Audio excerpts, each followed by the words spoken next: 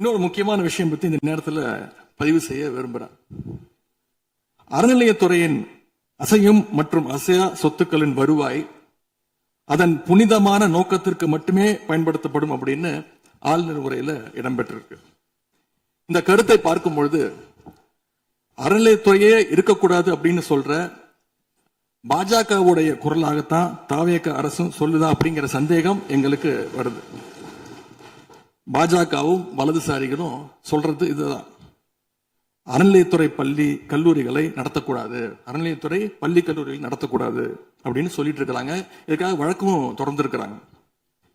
இந்த நிலைப்பாடு திருமண மண்டபங்கள் வணிக வளங்களோடு நிற்குமா, இல்ல கல்வி நிறுவனங்களுக்கும் இந்த கண்டிஷன்ஸ் அப்ளை செய்யப்படுமா? மாண்புமிகு அறநிலையத்துறை அமைச்சர்கள். மாண்புமிகு பேரவை தலைவர் அவர்களே, மாண்புமிகு தமிழ்நாடு முதல்வர் அவர்களே, அறநிலையத்துறையை பொறுத்த வரைக்கும் கோவில்களின் வருமானம் கோவில்களில் வரக்கூடிய பக்தர்களுக்காக செலவிடப்படும் என்பதை நம்முடைய ஆளுநர் உரையில் இடம்பெற்றதுதான் அதோடைய சாராம்சம். இன்னொன்று, சமீபத்தில் வெளியிடப்பட்ட திருமண மண்டபங்கள் மற்றும் வணிக வளாகங்கள் அந்த பணிகள் துவங்கப்படாத பணிகள் நிறுத்தப்பட்டது என்பது, இந்த பணிகளை பொறுத்த வரைக்கும் நாம் ஆராய்ந்த வரைக்கும் அந்த கோவில்களில் பொதுமக்களுக்கு தேவையான அடிப்படை வசதிகள், பொதுமக்களுக்கு தேவையான தங்குமிட வசதிகள், பொதுமக்கள் பக்தர்கள் வரப்போது அவர்களுக்கு தேவையான அடிப்படையிலான கழிப்பறை வசதிகள் போன்ற இந்த வசதிகளை மேம்படுத்துவதை காட்டிலும் இவர்கள் கமர்ஷியலாக கோவில்களுக்கு திருமண மண்டபங்கள் கட்டுவதிலும் வணிக வளாகங்கள் கட்டுவதிலும் அதன் மூலமாக வருவாய் ஈட்டுவதை மட்டுமே குறிக்கோளாக வைத்துக் கொண்டு இந்த திட்டங்களை துவங்கியதன் காரணமாக மேலும் அதன் மீது பல்வேறு நீதிமன்ற வழக்குகள் ஸ்டே ஆர்டர்ஸ் இருப்பதனால நாம் அதையெல்லாம் ரத்து செய்து அறிவிச்சிருந்தோம். இதற்கு ஒரே ஒரு உதாரணமாக, எந்த அளவிற்கு கோவில்களை கமர்ஷியலாக மாற்றுவதற்கு கடந்த ஆட்சி காலத்தில் முயற்சி செய்து கொண்டிருந்தார் என்பதற்காக ஒரே ஒரு சிறிய உதாரணத்தை மட்டும் சொல்லிடுறேன்.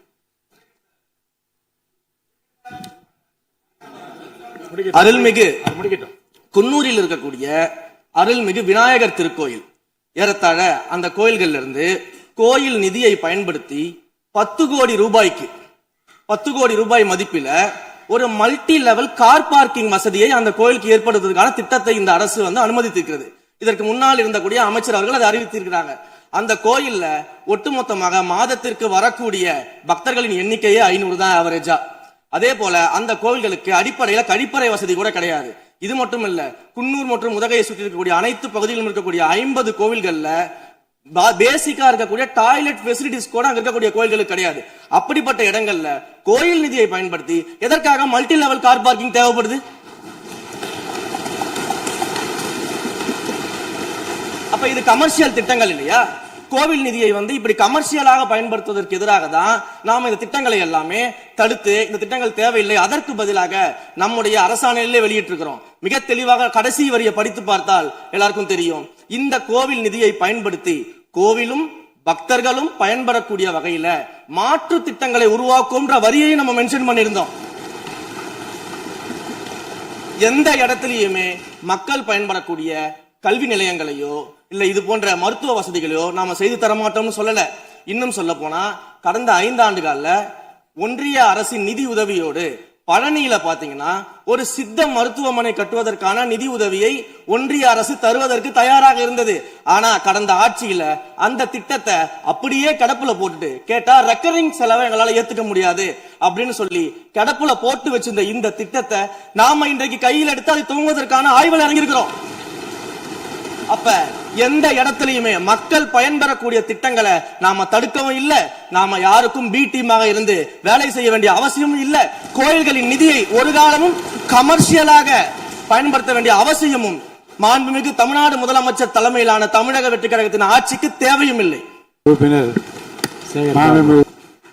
மாண்புமிகு பேரவைத் தலைவர் அவர்களே, இந்து சமய அறநிலையத்துறை கொடைகள் என்ற ஒரு சட்டம் இருக்கின்றது.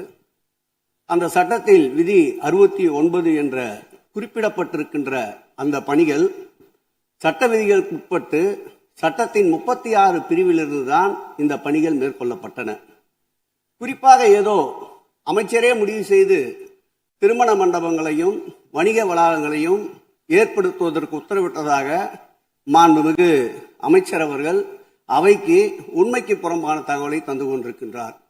ஒவ்வொரு திட்டங்களும் அன்றைய காலகட்டத்தில் இருந்த சட்டப்பேரவை உறுப்பினர்களுடைய பரிந்துரையின் அடிப்படையில், சட்டப்பேரவை உறுப்பினர்கள் கேட்டுக்கொண்டதற்கு அடிப்படையில் தான் அனைத்து திட்டங்களும் அந்த காலகட்டங்களில் கொண்டு வரப்பட்டது. அதோடு மட்டுமல்ல, உறுப்பினர் அவர்கள் குறிப்பிட்டு கூறினார், குன்னூரிலே மல்டி லெவல் கார் பார்க்கிங் கொண்டு வரப்பட்டது என்று. அங்கே இருக்கின்ற 56 கோயில்களையும் நான் குன்னூரிலே 5 நாட்கள் ஊட்டியிலே முகாமிட்டு அனைத்து கோயில்களுக்கும் நேரடியாக சென்று ஆய்வு செய்தோம்.